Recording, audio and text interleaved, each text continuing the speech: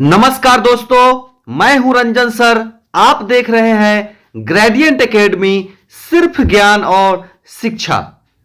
कैसे हैं आप सब तथा आपकी तैयारी कैसी चल रही है, हमें कमेंट कर जरूर बताएं।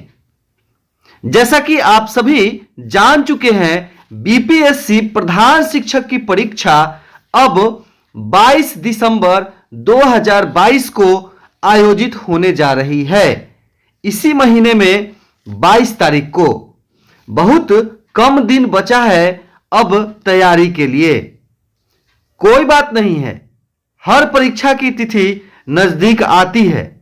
घबराए नहीं, अपना ध्यान अपनी तैयारी पर केंद्रित करें। सबसे बड़ा प्रश्न है दोस्तों, इतने कम समय में कैसे करें पूरी तैयारी। तो दोस्तों, आप सभी शिक्षक हैं जो पठन पाठन से जुड़े हुए हैं। प्रश्न भी उन्हीं किताबों से आना है जिन्हें आप अक्सर बच्चों को पढ़ाते हैं। एक तरह से देखें तो आपकी कुछ तैयारी तो पूर्व से ही है, लेकिन यदि आपके पास सभी किताब उपलब्ध नहीं है तो हमारे चैनल के द्वारा सिलेबस के अनुसार सभी प्रकार के किताबों से निचोड़ प्रश्न निकालने का प्रयास किया गया है, जो कि पीडीएफ स्टडी मटेरियल के रूप में आप सभी के लिए उपलब्ध है। यदि आपके पास सभी किताब उपलब्ध नहीं है तो हमारे चैनल के द्वारा सिलेबस के अनुसार सभी प्रकार के किताबों से निचोड़ प्रश्न निकालने का एवं एक जगह संग्रहित करने का प्रयास किया गया है, जो कि पीडीएफ मटेरियल के रूप में आप सभी के लिए उपलब्ध है। दोस्तों, पीडीएफ मटेरियल प्राप्त करने के लिए हमारे इस नंबर 7091443130 पे संपर्क करें और मात्र 351 रुपए में पूरा मटेरियल आपको उपलब्ध करा दिया जाएगा। इसके साथ साथ स्पीड टेस्ट सीरीज भी चलाया जा रहा है हमारे चैनल के द्वारा दोस्तों, जिसमें परीक्षा में जिस प्रकार का प्रश्न पत्र होगा उसी प्रकार से प्रश्नों को व्यवस्थित कर सेट तैयार किया गया है। 25 सेट का टारगेट हम रखे हुए हैं। परीक्षा की तिथि तक हमारा आज 20वां सेट है। तो दोस्तों, आप यदि अभी तक पीडीएफ नहीं मंगाए हैं, स्पीड टेस्ट सीरीज ज्वाइन नहीं किए हैं, तो जल्द से जल्द ज्वाइन करने के लिए हमारे इस नंबर पर संपर्क करें 7091443130। और दोस्तों, हमारे द्वारा संग्रह किए गए प्रश्नों का सेट आपको कैसा लगा, कमेंट के माध्यम से हमें जरूर बताएं। किसी भी प्रकार के प्रतिक्रिया एवं सुझाव के लिए हमें कमेंट जरूर करें दोस्तों। अब आइए इस वीडियो को शुरू करते हैं दोस्तों। हमारे आज के वीडियो में देखिए वर्ग 6 के कुछ महत्वपूर्ण प्रश्न।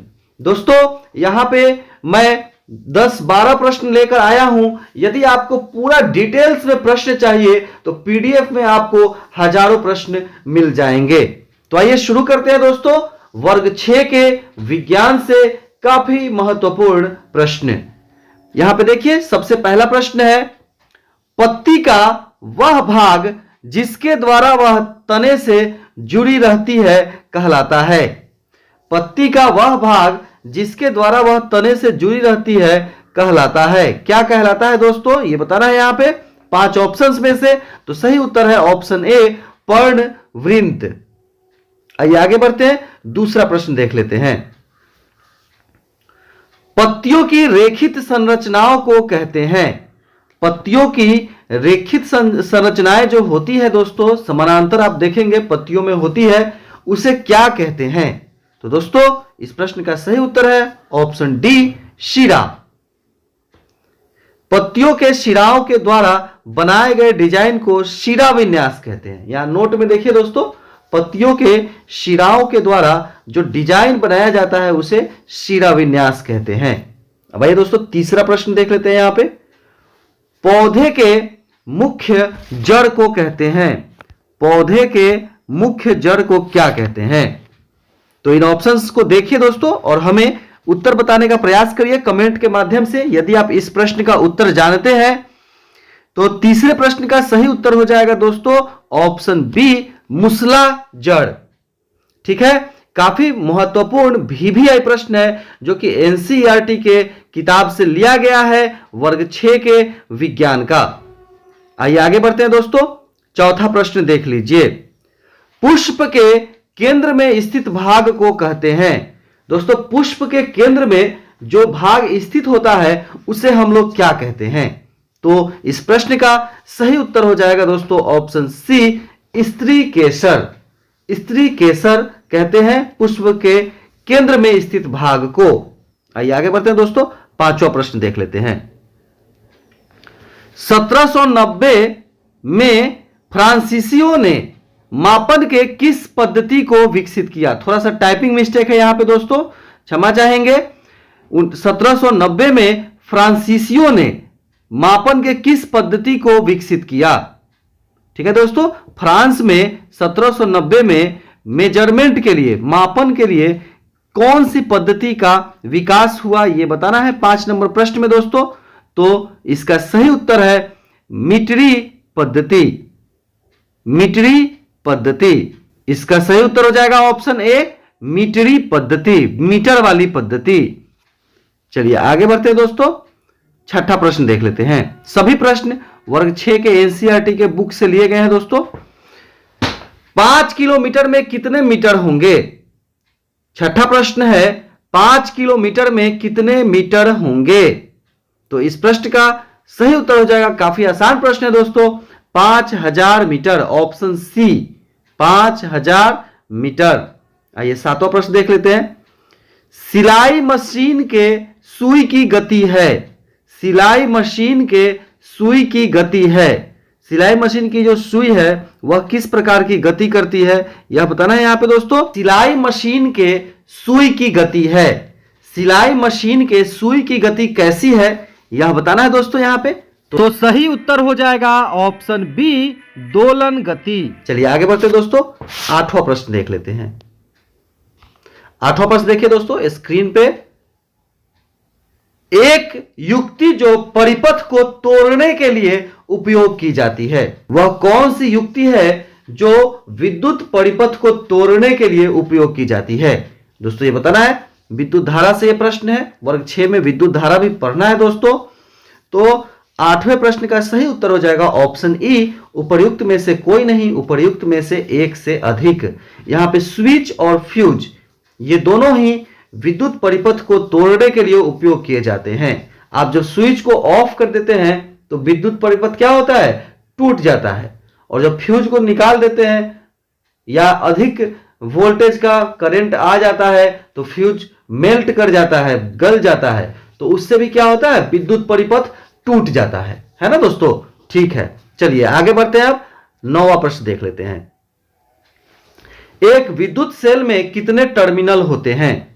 एक विद्युत सेल में कितने टर्मिनल होते हैं? वर्ग 6 क्लास से काफी आसान प्रश्न विज्ञान का। तो सही उत्तर है दोस्तों ऑप्शन बी, 2। विद्युत सेल में 2 टर्मिनल होते हैं, एक धनात्मक और एक ऋणात्मक। चलिए आगे बढ़ते हैं दोस्तों। 10वां देखिए। चुंबक में कितने ध्रुव होते हैं? चुंबक में कितने ध्रुव होते हैं? चुंबकत्व से यह प्रश्न है, काफी आसान प्रश्न। तो सही उत्तर हो जाएगा दोस्तों ऑप्शन बी, 2 ध्रुव होते हैं, उत्तरी ध्रुव एवं दक्षिणी ध्रुव। यहां पे यह भी ध्यान में रखते चले, अगर कोई छड़ चुंबक है, अगर स्वतंत्र रूप से लटका दिया जाए तो वह किस दिशा में रुकता है? तो उत्तर दक्षिण दिशा में हमेशा रुकता है। इससे दिशा को ज्ञात करने के लिए भी इस युक्ति का उपयोग किया जाता है दोस्तों। चलिए आगे बढ़ते हैं। 11वां प्रश्न देख लेते हैं। चुंबक के समान ध्रुवों के बीच होता है। चुंबक के समान ध्रुवों के बीच क्या होता है दोस्तों, ये बताना है। तो इस प्रश्न का सही उत्तर हो जाएगा ऑप्शन बी, प्रतिकर्षण। चुंबक के समान ध्रुवों के बीच प्रतिकर्षण होता है, जबकि असमान विपरीत ध्रुवों के बीच आकर्षण होता है। ध्यान में रखिएगा दोस्तों, हो सकता है असमान ध्रुवों वाला प्रश्न आ जाए। चलिए आगे बढ़ते हैं। 12वां प्रश्न देख लेते हैं। यदि चुंबक को ऊंचाई से गिराया जाए, हथौड़े से पीटा जाए एवं गर्व किया जाए तो वह अपने गुण को खो देता है, कोई परिवर्तन नहीं होता है, सिर्फ आकर्षण का गुण खो देता है, सिर्फ प्रतिकर्षण का गुण खो देता है। तो इस प्रश्न का सही उत्तर हो जाएगा दोस्तों ऑप्शन ए, खो देता है। वह अपने सभी गुणों को खो देता है। यदि चुंबक को ऊंचाई से गिरा दिया जाए, हथौड़े से पीटा जाए या गर्म किया जाए तो वह अपने सभी प्रकार के गुणों को खो देता है। चलिए आगे बढ़ते हैं दोस्तों, 13वां प्रश्न देख लेते हैं। एक प्राकृतिक चुंबक है। अब इन ऑप्शंस में से आपको देख के बताना है दोस्तों कि एक प्राकृतिक चुंबक कौन सा है। तो सही उत्तर हो जाएगा ऑप्शन ए, मैग्नेटाइट। मैग्नेटाइट एक प्राकृतिक चुंबक है दोस्तों। यदि आप पीडीएफ प्राप्त करना चाहते हैं एवं स्पीड टेस्ट सीरीज ज्वाइन करना चाहते हैं दोस्तों तो इस नंबर पर संपर्क करें 7091443130।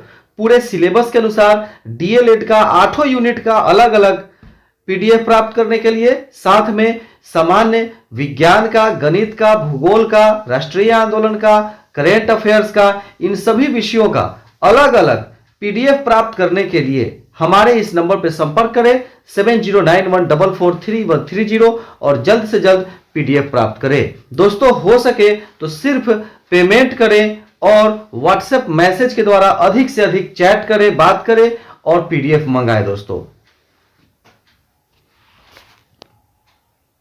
धन्यवाद।